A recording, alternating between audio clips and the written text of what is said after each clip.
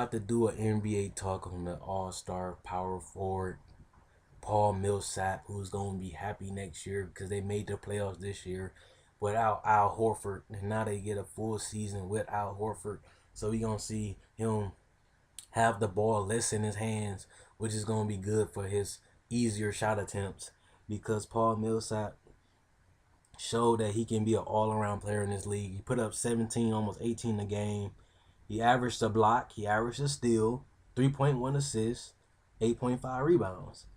73 from the free throw line is mediocre. For him to be a decent shooter, I suspect it to be at least in the 80s. If he can make it to the 80s, he can easily average 20. Like, if he got lesser shot attempt, Paul Millsap go to the free throw line a lot. But and 35% from three ain't that bad considering that he's a power forward. I'm not gonna criticize him on a 3-point shot. Because 35% ain't bad as a power forward. I don't suspect him to shoot 40%. I don't expect him to shoot high numbers. So 35 is decent for a power forward.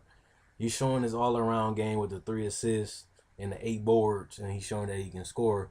But with the 3 assists, he averaged 2.5 turnovers, showing that he can be a decision maker, but he can be a little sloppy with the ball. He can be a little off. He's not as athletic, so some people can hold him a little bit. They can strip him because he's not the best ball handler. Paul Millsap he was used a lot this year in Atlanta. He shows that he's a decent defender.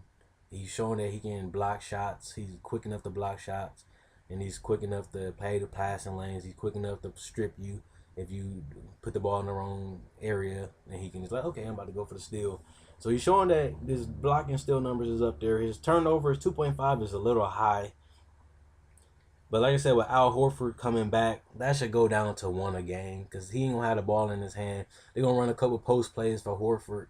He gonna get a lot of spot up shots because Horford gonna be in the paint banging, so he can kick it out to Millsap for the mid range jumper, or he can kick it out to Millsap, and Millsap can just do a ball fake and put the ball on deck and go to the paint, which Millsap do a lot.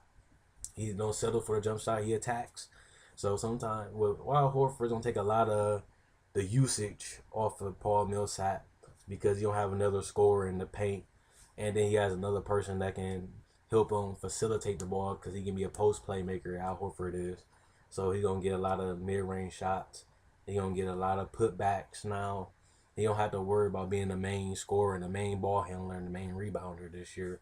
But Al Horford back down there, so his points may decrease too next year from 17. It might be around 16 because he can play with Paul. He can play with Al Horford, but it's just the way how the offense going to be different with Millsap, with Horford on the court. They gonna have to. He might get a couple drop offs in the paint, a couple putbacks every now and then from tips. But Paul Millsap had a decent season. He just need to prove his free throw shooting. He got to prove his decision making, his aggressiveness a little more. You know, and we just gonna have to see how he does with Al Horford down there in the paint to take some shots off of him, take a little pressure off of him. See how he adapts to having Al Horford down there. It was a 37-win team without Al Horford, and Paul Millsap got injured too. So imagine how good the Hawks would be next year with a healthy Al Horford and a healthier Paul Millsap for the whole season.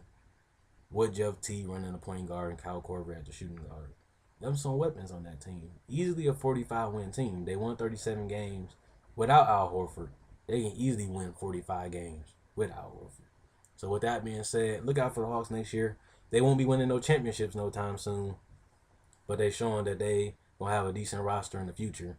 With Jeff T still young, Horford still decent, and Paul Millsap still decent in age. They can put a little more a ball handler, scorer, like a better small forward. If they can upgrade that small forward position, or get like another ball handler instead of Jeff T. Jeff T does a decent job, but they can get Paul Millsap is a ball handler, so I guess they can use him more at let him play some small forward every now and then. So we'll see how Atlanta Hawks do. This is just an NBA talking about Paul Millsap. He showed his all around game. He's an all star. He put up 18, 8, and 3. he gonna have less. He gonna have less pressure on him to do more stuff with Al Horford down there because he don't have to worry about scoring as much. He don't have to worry about getting all the rebounds. He don't have to worry about.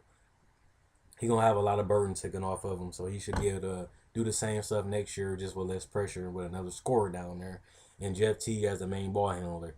So I think he's a decent player. Uh, and it's the East, so he could be an All Star next year too. But Al Horford might get it. Wait, Al Horford is center, so maybe Al Horford can be starting the center too. But for the forward position, I guess you can see Millsap making it again because the forward spot, you just for the power forwards ain't really that deep in the East. So this is just me. Comment, like, subscribe, and share if you like the videos and the show support. And subscribe after you check out my older videos. Check out my older videos to get a taste of what my channel is about. And on top of that, I'm Quinny W20 signing out. Hope you enjoyed the video. Hope you enjoy the rest of your day.